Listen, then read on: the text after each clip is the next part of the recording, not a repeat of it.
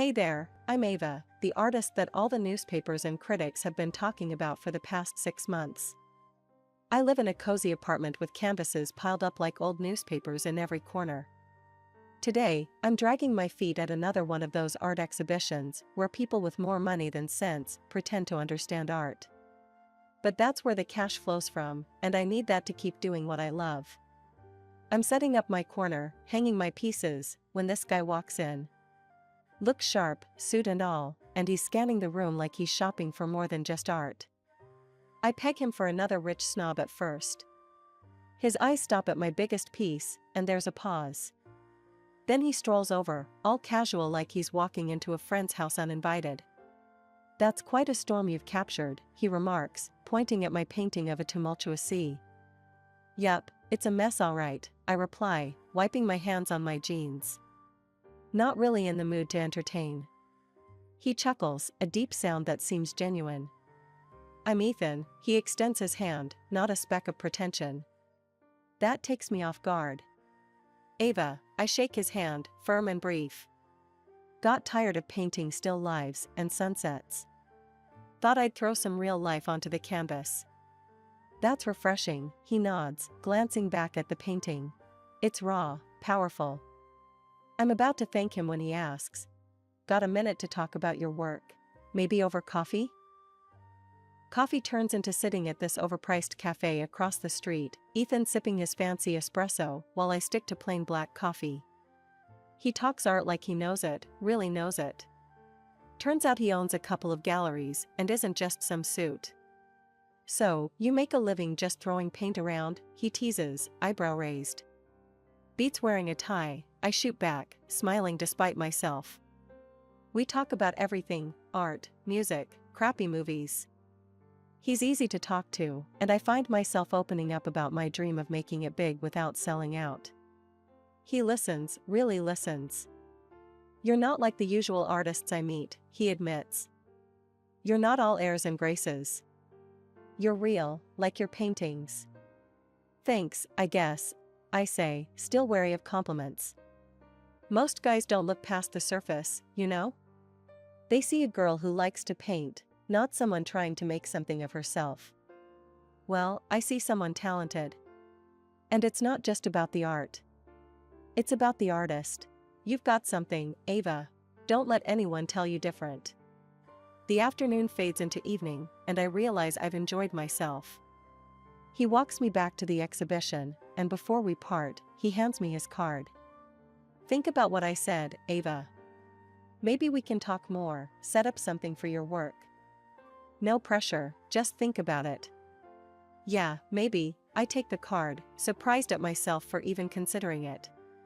He gives me a small wave and heads back into the crowd, leaving me with a weird feeling in my gut. Like maybe, just maybe, this wasn't just another pointless chat. Life's funny, ain't it?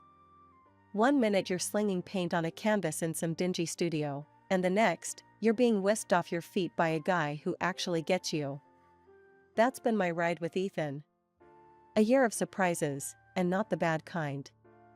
We found ourselves at this tiny Italian place he likes, tucked away in a side street where you'd miss it if you blinked. The kind of spot where the owner knows your name and the food tastes like an old family recipe. Ethan's all smiles tonight, more than usual, and I can't help but feel a buzz in the air. He's fidgeting, which ain't like him at all. I'm about to call him out when he clears his throat, all serious like he's about to deliver the evening news. "Ava, I've been thinking," he starts, and I brace myself. Thinking can lead anywhere with Ethan. "Yeah? About what?" I keep it cool, sipping my wine like it's just another Tuesday. "About us. About this thing we've got going." He pauses, searching my face for clues. I ain't giving anything away just yet. I lean in, eyebrows up. "And?" He takes a deep breath, and then he's down on one knee, right there between the antipasto and the cannoli. I almost spit my wine out. "Ava, will you marry me?" He's holding up this ring, simple but perfect, and for a hot second, I'm speechless. I blink, making sure I'm not 3 glasses deep into a wine dream. "Ethan, are you for real right now?" "As real as it gets." He's grinning, and damn, he looks hopeful. Hell, yes, I laugh, more out of shock than anything. Yeah, Ethan, I'll marry you. The whole restaurant's watching now, clapping, and the owner's bringing over another bottle of wine on the house. Ethan slides the ring on my finger, and it fits like it's always been there. We're laughing and kissing, and for once, I'm not thinking about tomorrow or the next day. Just here, now. He's all lit up, eyes shining. I wasn't sure what you'd say. Really? Come on, when have I ever managed to say no to you? I tease, but I'm riding the high, too.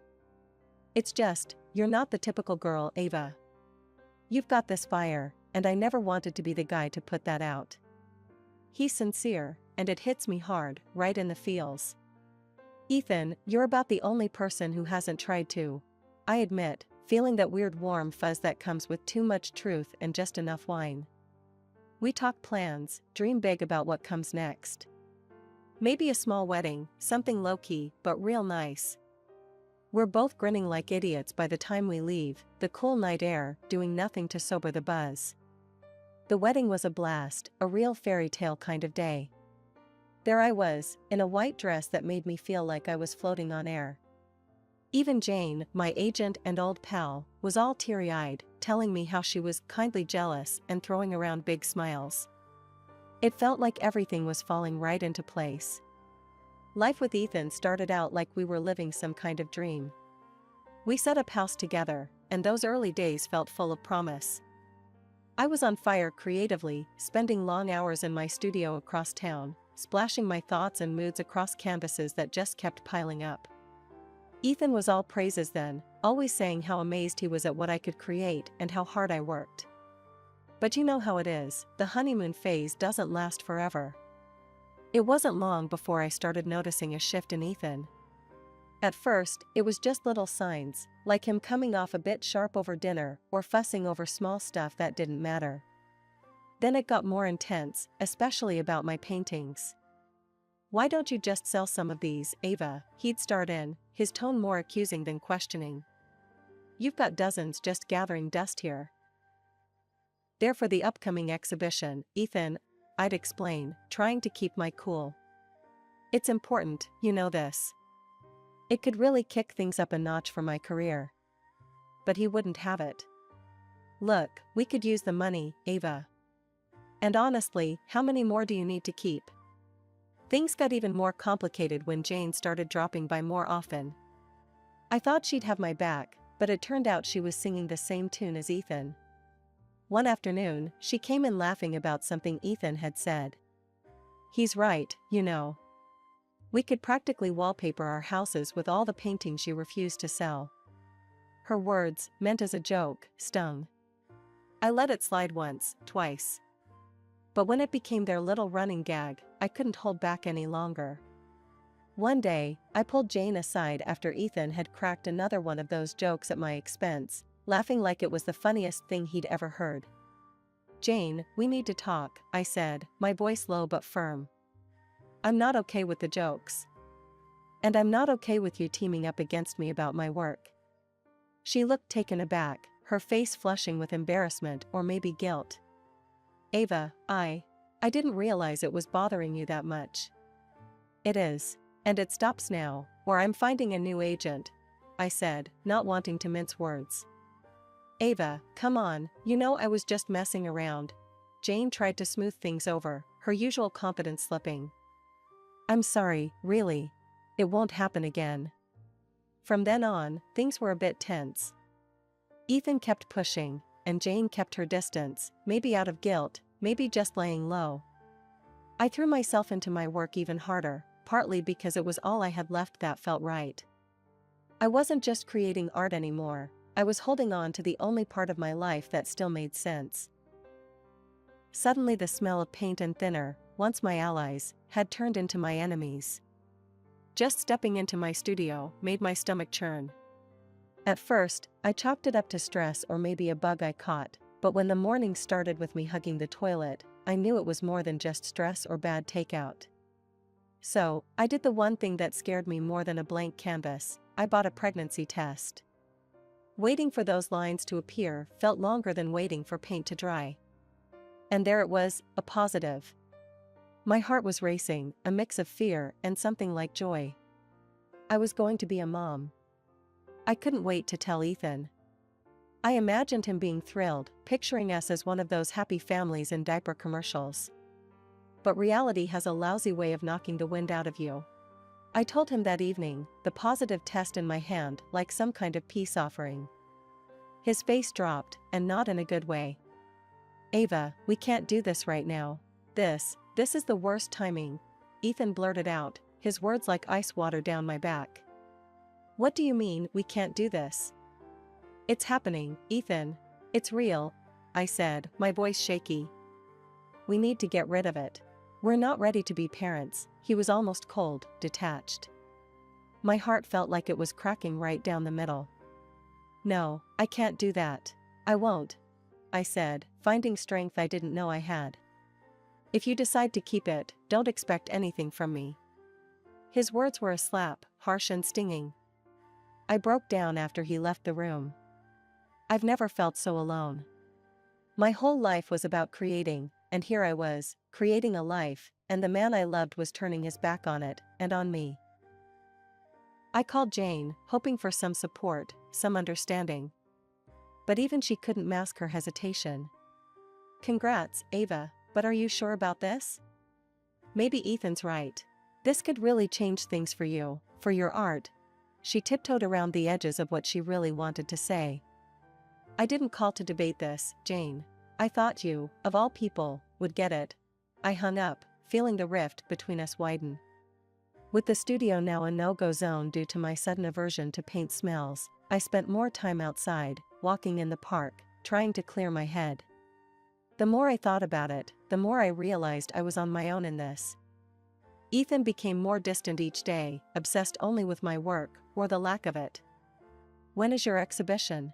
When are you going to start selling again?" he would ask, not even trying to hide his frustration. I'd snap back. "It's on hold, okay? Can't you see I'm dealing with a bit more than just paintings here?" But he didn't see. Or he didn't want to. Our conversations turned into arguments, quick and sharp like a brush flicking too much paint off its bristles.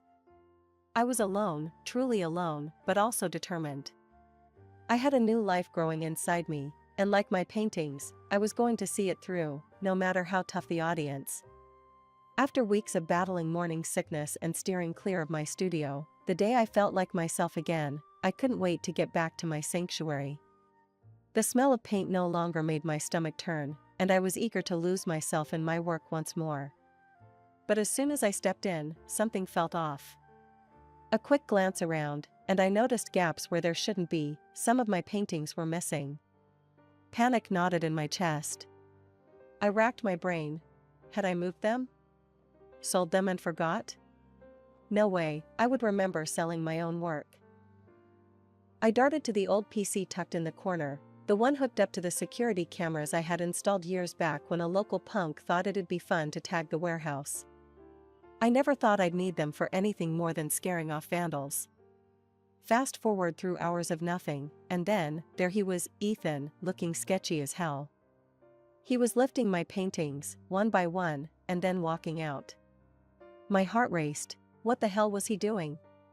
Was he selling my work on the side? But why? I sat back, feeling like I'd been punched. I couldn't confront him, not yet. I needed more info. I grabbed my phone and dialed the number of a private investigator I'd found online, someone with good reviews who didn't look like they'd spill the beans for a quick buck. "Yeah, I need someone tailed. My husband. I think he's up to something bad," I told the PI, my voice a mixture of anger and disbelief. "Understood. We'll start following him today and keep you updated," the PI assured me. For the next 3 weeks, I was on edge, pretending everything was normal around Ethan while waiting for the investigators' calls. He updated me regularly, and the news wasn't good. Ethan was neck-deep in debt, something about bad business deals and loans coming due. It turned out he was using my paintings to keep his creditors at bay. The worst part? Jane was in on it. The two of them were a team, selling my originals and replacing them with fakes. The PI even got photos of them together, laughing, looking way too cozy. My friend and my husband, stabbing me in the back while smiling to my face. When I was alone, I'd replay their conversations in my mind. I told you, Ava will never notice. She trusts us completely. Ethan's voice, smug and confident. Yeah, she's too stupid to notice anything even under her nose, Jane's reply, dripping with disdain. Their betrayal burned in my chest, a constant ache. But I pushed the pain down and focused on my plan. I couldn't tip them off that I knew. I started checking each of my paintings, comparing them to the photos I had on my computer. One by one, I identified the fakes. They were good, but not good enough to fool the artist's eye. I marked each replaced painting discreetly, deciding to keep this to myself until the exhibition. I wanted to expose them publicly, to show everyone their true faces. The day of the exhibition finally arrived. I was a bundle of nerves and anticipation. Everything had to be perfect, not just the art on the walls, but the performance I was about to put on. Dressed elegantly, accentuating my now noticeable pregnancy, I felt powerful, like a storm ready to break. The gallery was buzzing with guests when I arrived. Reporters, art critics, potential buyers, and everyday art lovers filled the space. Ethan and Jane were there too, mingling, laughing, looking like the picture of innocence. They had no idea what was coming. I took the podium, my hands steady, despite the turmoil inside. Thank you, everyone, for being here today, I began, my voice clear and confident. This exhibition was a labor of love, which, given recent personal challenges, was not easy to prepare. I am grateful for all the inspiration from my fans and the support from the community. The room filled with applause, and I nodded, acknowledging the support. But as the clapping died down, I continued. However, I must disclose something important before we proceed. A hush fell over the room. Cameras raised in anticipation, recording every second. I apologize, but many of my paintings here are fakes. Gasps echoed through the hall, and murmurs swirled like a gust of wind picking up leaves. The person responsible for this betrayal is someone I trusted deeply, my husband, Ethan, and his accomplice, my agent and supposed friend, Jane. The shock was palpable. Ethan's face drained of color, and Jane's eyes widened in panic. I have proof of their deceit. I signaled to the tech guy, and the screen behind me lit up, showing video footage from the workshop. There was Ethan, sneaking out with my original paintings, and then replacing them with fakes. The crowd erupted in whispers. I let them soak it in before I played the audio recordings, the nail in the coffin. Ethan's voice filled the room, mocking my ignorance and detailing their scheme to use my art to settle his debts. Jane's laughter, cruel and dismissive, followed. I was a fool, but not because I didn't know, I said into the mic, my voice firm. But because I trusted without question. That ends today. Reporters swarmed around Ethan and Jane, firing questions faster than bullets. They stumbled over their words, their excuses feeble and unsatisfying. As they tried to leave, the police entered, moving through the crowd and straight to them. They read their rights and cuffed them, all while cameras flashed and recorded every moment. The room erupted into applause, not just for the drama, but for the resilience I'd shown. I stood there, hand on my belly, feeling my daughter kick as if in approval. The fallout from the exhibition scandal turned my life upside down, but this time in a good way. My paintings, once confined to my studio and the occasional gallery wall, were now in high demand. Prices for my work skyrocketed as art lovers clamored to own a piece of the story. With the rush of new attention, my phone was buzzing nonstop. Interviews, talk show invites, and gallery offers flooded in. It was overwhelming but exhilarating. "You're a hot commodity, Ava." My new agent, Mike, chuckled over the phone. He was a straight shooter, recommended by a fellow artist who swore by his honesty. "We've got to strike while the iron's hot." Amidst the chaos, the most profound change came quietly, a baby girl with her mother's stubborn streak and her father's deep blue eyes. Holding her for the first time, I felt a surge of protectiveness. "I'll call you Mia," I whispered. She was my new beginning. The divorce from Ethan was messy, but swift. My lawyer was a bulldog, fighting tooth and nail for every penny of compensation and child support. "He'll pay for what he did, Ava. Not just in cash, he had promised me early on, and he delivered." The day Ethan and Jane were sentenced was a spectacle. The courtroom was packed, the air thick with anticipation.